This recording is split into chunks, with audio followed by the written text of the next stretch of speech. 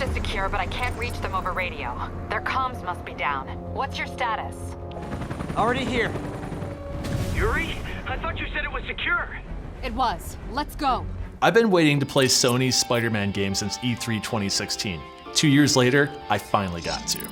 PlayStation debuted new gameplay footage during its media briefing this year, pitting our favorite web-slinger against 5 of his main villains, including Electro, Rhino, Vulture, and Scorpion, as they attempt a prison break.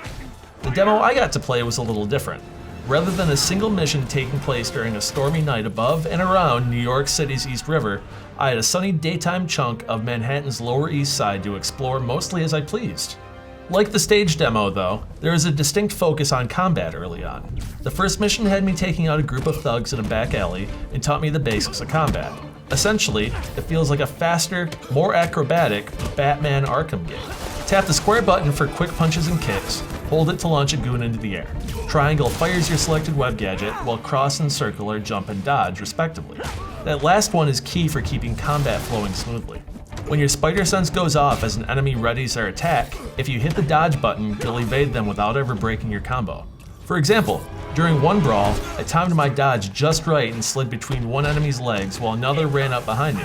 The runner tackled his buddy, stunning him and buying me a few moments to pick up a manhole cover with my web shooters and swing it around in a wide circle, knocking down the surrounding goons.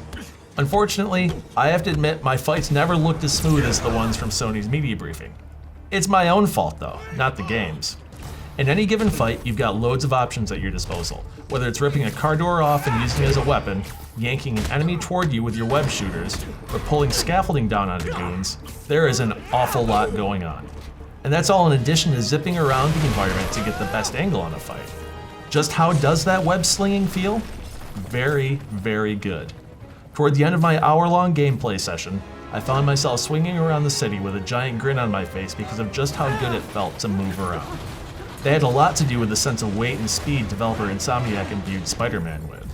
Sure, I was running up skyscrapers and tumbling through the air with ease, but by no means did anything feel automatic or without any sense of momentum. The longer you can keep in motion, successfully hitching and releasing web lines, the faster you go. Release the right trigger at the bottom of a swing's arc, and you'll get a huge burst of speed on your way back up. And you'll need to do a lot of web swinging to get to the various objectives on the map, like stopping Electro from robbing a bank, jumping on a getaway car and pulling its passengers out of the windows before stopping that car from crashing into civilians, or taking out some bombs, just to name a few.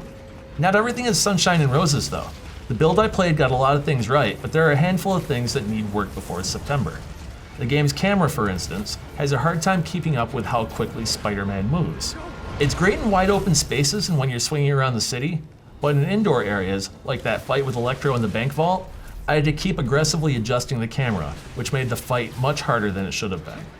The game also feels like Insomniac's last open world game, the Xbox One's Sunset Overdrive, in that if you're not constantly moving or bouncing around, moving feels a bit clumsy. These are all things that can be addressed before the game is released this fall, and given just how good everything else feels and looks, not to mention Insomniac's history, I'm incredibly optimistic that they'll stick the landing.